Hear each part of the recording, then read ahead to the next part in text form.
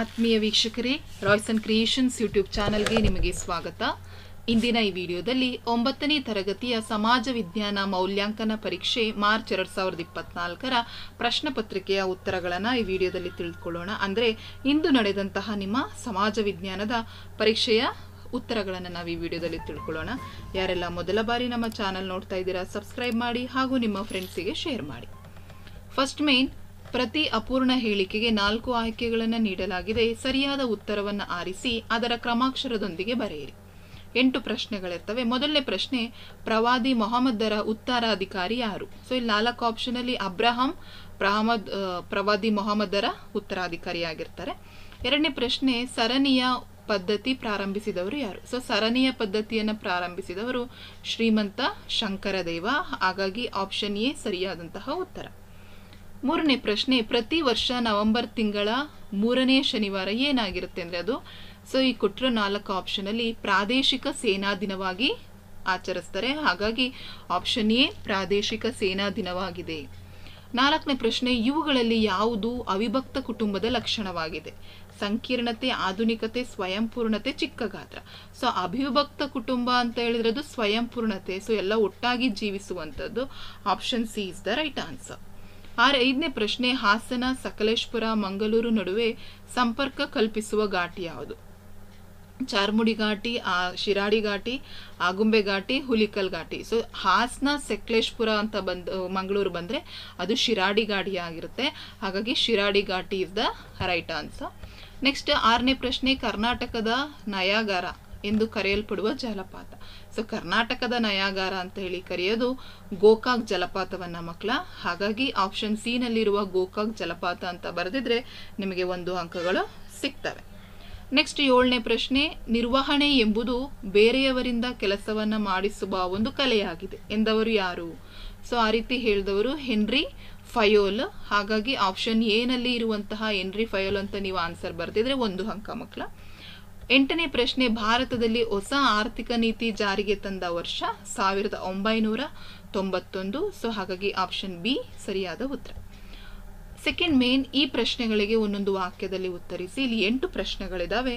9ನೇ ಪ್ರಶ್ನೆ, 2ನೇ ತರೈನ್ ಯುದ್ಧದಲ್ಲಿ ಪೃಥ್ವಿರಾಜ ಚೌಹಾಣನು ಏಕೆ ಸೋತನು?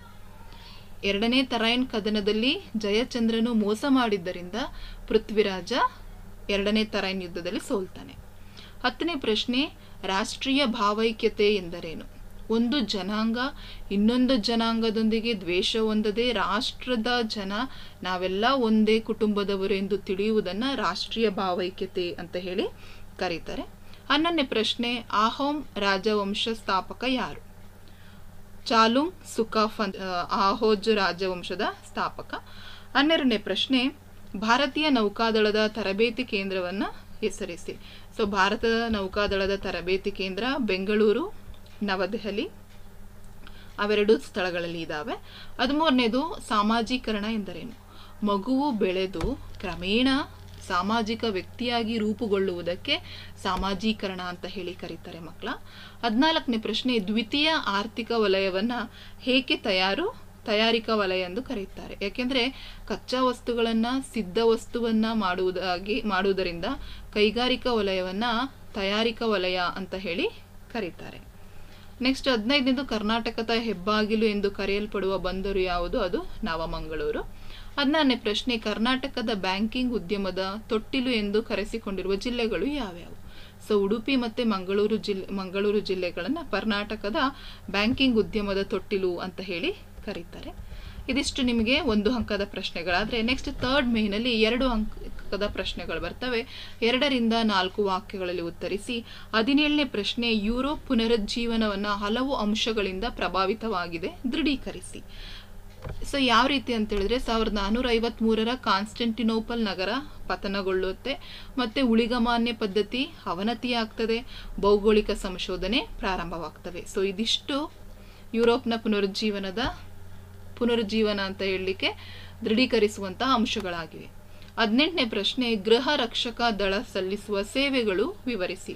ಯಾವೆಲ್ಲ ಸೇವೆಗಳು ಸಲ್ಲಿಸ್ತವೆ ಅಂದರೆ ಸ್ಥಳೀಯ ಪೊಲೀಸರಿಗೆ ನಾಗರಿಕ ಸಮಾಜದಲ್ಲಿನ ಕೋಮುಗಲಭೆ ಮತ್ತು ಚುನಾವಣಾ ಸಂದರ್ಭಗಳಲ್ಲಿ ಸಹಾಯ ಮಾಡುವಂತಹದ್ದು ಗೃಹ ರಕ್ಷಕ ದಳದ ಸೇವೆಗಳಾಗಿರ್ತವೆ. 19ನೇ ಪ್ರಶ್ನೆ, ಗ್ರಾಮ ಸಮುದಾಯದ ಎದುರಿಸುತ್ತಿರುವ ಸಮಸ್ಯೆಗಳನ್ನು ತಿಳಿಸಿ. ಅನಕ್ಷರತೆ, ಆರೋಗ್ಯ, ಬಡತನ ಇವೆಲ್ಲ ಗ್ರಾಮ ಸಮುದಾಯ ಎದುರಿಸಿರುವ ಸಮಸ್ಯೆಗಳು. ನೆಕ್ಸ್ಟ್ 20ನೇ ಪ್ರಶ್ನೆ, ಕರ್ನಾಟಕದ ಪೂರ್ವ ಮೈದಾನವು ಮಳೆ ನೆರಳಿನ ಮೈದಾನವಾಗಿ ಪ್ರದೇಶವಾಗಿ ಪರಿಗಣಿಸಿದೆ ಹೇಗೆ ಅಂತ ಹೇಳಿದ್ರೆ, ಅರಬ್ಬಿ ಸಮುದ್ರದ ಮೇಲಿನಿಂದ ಬೀಸುವಂತಹ ತೇವಾಂಶಭರಿತ ಮಾರುತಗಳನ್ನು ಮಲೆನಾಡು ಘಟ್ಟಗಳು ತಡೆದು ಅಧಿಕ ಮಳೆ ಸುರಿಸ್ತವೆ. ಪೂರ್ವದ ಕಡೆಗೆ ಹೋದಂತೆಲ್ಲ ಮಳೆ ಪ್ರಮಾಣ ಕಡಿಮೆಯಾಗ್ತದೆ. ಹೀಗಾಗಿ ಪೂರ್ವದ ಮೈದಾನವು ಮಳೆ ನೆರಳಿನ ಪ್ರದೇಶವಾಗಿ ಪರಿಣಮಿಸಿದೆ. 21ನೇ ಪ್ರಶ್ನೆ, ಕೋಲಾರದ ಚಿನ್ನದ ಗಣಿ ಪ್ರದೇಶದಲ್ಲಿರುವ ಗಣಿಗಳನ್ನು ಹೆಸರಿಸಿ. ಉರಿಗಾಮ್, ಚಾಂಪಿಯನ್ ರೀಫ್. ಸೊ ಇವೆರಡು. 22ನೇ ಪ್ರಶ್ನೆ, ಕರ್ನಾಟಕವನ್ನ ಪ್ರವಾಸಿಗರ ಸ್ವರ್ಗ ಎಂದು ಏಕೆ ಕರೆಯುತ್ತಾರೆ? 23, ಭಾರತೀಯ ರಿಸರ್ವ್ ಬ್ಯಾಂಕುಗಳ ಬ್ಯಾಂಕು ಅಂತ ಹೇಳ್ತಾರೆ. ದೃಢೀಕರಿಸಿ. ವ್ಯವಹಾರ ನಿರ್ವಹಣೆಯ ಕಾರ್ಯಕ್ಷೇತ್ರಗಳು ಯಾವ್ಯಾವ ಅಂತ ಕೇಳಿದರೆ, ಸೊ ಇವೆಲ್ಲ ಸಂಪೂರ್ಣ ಉತ್ತರಗಳ PDF ಅನ್ನು ಹಾಕಿರ್ತೀನಿ ಮಕ್ಕಳ. PDF ಅನ್ನು ಡೌನ್ಲೋಡ್ ಮಾಡಿ ನೀವು ಬರ್ದಿರೋ ಆನ್ಸರ್ ಕರೆಕ್ಟಾಗಿ ಬರ್ದಿದ್ದೀರಾ ಅಂತ ಒಂದ್ಸರಿ ಕ್ರಾಸ್ ಚೆಕ್, ನೀವೇ ಗೊತ್ತಾಗುತ್ತಲ್ಲ ಏನು ಬರ್ದಿರ್ತೀರ, ನೀವು ಒಂದ್ಸರಿ ಗೊತ್ತಾಗುತ್ತೆ, ಚೆಕ್ ಮಾಡ್ಕೊಳ್ಳಿ. ನೆಕ್ಸ್ಟ್ 4th ಮೇನ್, 3ರಿಂದ 6 ವಾಕ್ಯಗಳಲ್ಲಿ ಉತ್ತರಿಸಿ. 9 ಪ್ರಶ್ನೆಗಳಿದಾವೆ. ಸೊ ಇದಿಷ್ಟು ಪ್ರಶ್ನೆಗಳ ಸಂಪೂರ್ಣ ಉತ್ತರವನ್ನು ನಾವು ನಿಮಗೆ ಕೊಡ್ತಾ ಇದ್ದೀನಿ. ದೇಶದ ಆರ್ಥಿಕ ಬೆಳವಣಿಗೆಯಲ್ಲಿ ಮಾರಾಟ ಶಾಸ್ತ್ರವು ಅತ್ಯಂತ ಪ್ರಮುಖ ಪಾತ್ರ ವಹಿಸಿದೆ. ಅವಿಭಕ್ತ ಕುಟುಂಬವು ವಿಭಕ್ತ ಕುಟುಂಬಕ್ಕಿಂತ ಹೇಗೆ ಭಿನ್ನವಾಗಿದೆ? ಲೋಕಸಭೆಯ ಸದಸ್ಯರಾಗಲು ಒಬ್ಬನು ಹೊಂದಿರಬೇಕಾದ ಅರ್ಹತೆಗಳ್ಯಾವು? ಶ್ರಮದ ಲಕ್ಷಣಗಳನ್ನು ಪಟ್ಟಿ ಮಾಡಿ. ಅರಬ್ಬಿ ಸಮುದ್ರವನ್ನು ಸೇರುವ ದಕ್ಷಿಣ ಭಾರತದ ನದಿಗಳು ಯಾವ್ಯಾವು? 30ನೇ ಪ್ರಶ್ನೆ, ಕಪ್ಪು ಮಣ್ಣು ಕೆಂಪು ಮಣ್ಣಿಗಿಂತ ಹೇಗೆ ಭಿನ್ನವಾಗಿದೆ? 31, ಫ್ರಾನ್ಸಿನ ಮಹಾಕ್ರಾಂತಿಗೆ ಅಂದಿನ ಆರ್ಥಿಕ ಅಂಶಗಳು ಪ್ರಮುಖ ಕಾರಣವಾದವು ಹೇಗೆ? ಮಧ್ವಾಚಾರ್ಯರು ಪ್ರತಿಪಾದಿಸಿದ ಸಿದ್ಧಾಂತಗಳು. ಅಲ್ಲಾವುದ್ದೀನ್ ಖಿಲ್ಜಿಯ ಆಡಳಿತಾತ್ಮಕ ಸುಧಾರಣೆಗಳನ್ನು ವಿವರಿಸಿ. ಸೊ ಇದಿಷ್ಟು 3 ಅಂಕದ ಪ್ರಶ್ನೆಗಳು ಸಹ ನಿಮಗೆ ಆನ್ಸರಲ್ಲಿ ಇದ್ದಾವೆ. ಅದೇ ರೀತಿ 8 ವಾಕ್ಯಗಳಲ್ಲಿ ಉತ್ತರಿಸುವ ಪ್ರಶ್ನೆಗಳ ಆನ್ಸರ್ನು ಸಹ ಕೊಟ್ಟಿದ್ದೀನಿ ಮಕ್ಕಳ. ನೆಕ್ಸ್ಟ್ ಕರ್ನಾಟಕದ ನಕ್ಷೆ ಬರ್ದಿರ್ತೀರಾ. ಬೀದರ್, ವಿಜಯನಗರ ಅಂದರೆ ಹಂಪಿ, ಕಾವೇರಿ ನದಿ, ಕಾರವಾರ ಈಸಿಯಾಗಿದ್ದಾವೆ ಮ್ಯಾಪಿಂಗು. ಇದಿಷ್ಟನ್ನು ನೀವು ಮಾಡಿರ್ತೀರ ಚೆನ್ನಾಗಿ. ಈಸಿಯಾಗಿತ್ತು ಅಂತ ಅಂದ್ಕೊಂಡು ಈ ವಿಡಿಯೋನ ಎಂಡ್ ಮಾಡ್ತಾ ಇದ್ದೀನಿ. ಸೊ ಎಲ್ಲರೂ ಚೆನ್ನಾಗಿ ಮಾಡಿದ್ರೆ ಒಳ್ಳೆ ರಿಸಲ್ಟ್ ಬರುತ್ತೆ. ನೆಕ್ಸ್ಟ್ 10th ಪ್ರಮೋಟ್ ಆಗ್ತೀರಾ. ಚೆನ್ನಾಗಿ ಓದಿ ಒಳ್ಳೆ ರಿಸಲ್ಟನ್ನು ತೆಗೆದುಕೊಳ್ಳಿ ಅಂತ ಹೇಳ್ತಾ ಈ ವಿಡಿಯೋನ ಇಲ್ಲಿಗೆ ಎಂಡ್ ಮಾಡ್ತಾ ಇದ್ದೀನಿ. All the best for your future.